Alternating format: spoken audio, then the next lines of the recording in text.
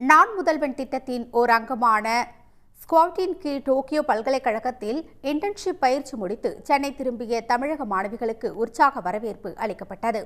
கடந்த 2022ஆம் ஆண்டு மார்ச் 1ஆம் தேதியன்று தமிழ்நாடு முதலமைச்சரால் நான் முதல்வன் திட்டம் தொடங்கி வைக்கப்பட்டது. தமிழ்நாடு திறன் மேம்பாட்டுக் கழகத்தின் சார்பில் கல்லூரி மாணவர்களின் மற்றும் இளைஞர்களின் திறன் மேம்படுத்தி பல்வேறு துறைகளில் பயிற்சி அளித்து வேலைவாய்ப்புகளை அளிக்கும் நோக்கில் இத்திட்டம் செயல்படுத்தப்பட்டு வருகிறது.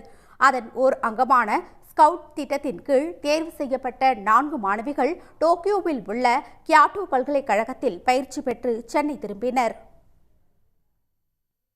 SDCAல திறன் மேம்பாட்டு திட்டமான நான் முதல்வன் மூலமா நாங்கள் இதுக்கு செலக்ட் ஆயிருந்தோம். ஜப்பான் இன்டர்நேஷனல் இன்டர்ன்ஷிப் ப்ரோக்ராம்க்கு நாங்கள் செலக்ட் ஆயிருந்தோம்.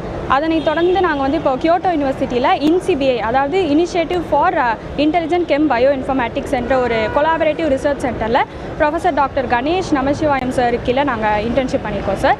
ஹெல்த்தி ஏஜிங் பற்றி இப்போவே எங்களுக்கு அதுக்கான எஜுகேஷன் கிடைச்சனால நாங்கள் எல்லாருமே ரொம்ப கிரேட்ஃபுல்லாக ஃபீல் பண்ணுறோம். ஹெல்த்தி ஏஜிங் இல்லாமல் நானோ particle synthesis, Nanopore sequencing, transmission electron microscope, cell culture இது எல்லாத்துலேயுமே நாங்கள் ஹேண்ட்ஸோட ஒர்க் பண்ணி எங்கள் எக்ஸ்பீரியன்ஸ் கெயின் பண்ணிக்கிட்டோம். ஜப்பானில் கிடைச்ச எக்ஸ்போஷர்னால எங்கள் எல்லாத்தோட பெர்ஸ்பெக்டிவும் ரொம்ப அதிகமாக வைடன் அப் ஆயிருக்கு. நான் முதல்வன் திட்ட பயிற்சி பல்வேறு திறன்களை மேம்படுத்த உதவியதாகும். எதிர்காலத்தில் ஒருங்கிணைந்த செல் மேலாண்மை அறிவியல் துறையில் மேற்படிப்பு மற்றும் ஆராய்ச்சி மேற்கொள்ளும் அளவிற்கு நம்பிக்கை தந்து உள்ளது. இதற்காக தமிழ்நாடு அரசிற்கும் முதலமைச்சருக்கும் மாணவிகள் நன்றி தெரிவித்துக் கொண்டுள்ளனர்.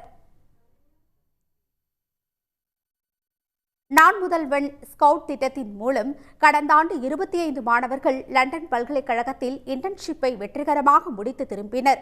இதுவரை இத்திட்டத்தால் 20 லட்சத்திற்கும் மேற்பட்ட மாணவர்கள் பயனடைந்துள்ளதாக தெரிவிக்கப்பட்டுள்ளது. உடனுக்குடன் செய்திகளை தெரிந்து கொள்ள சன் நியூஸ் பெல் ஐகானை கிளிக் பண்ணுங்க.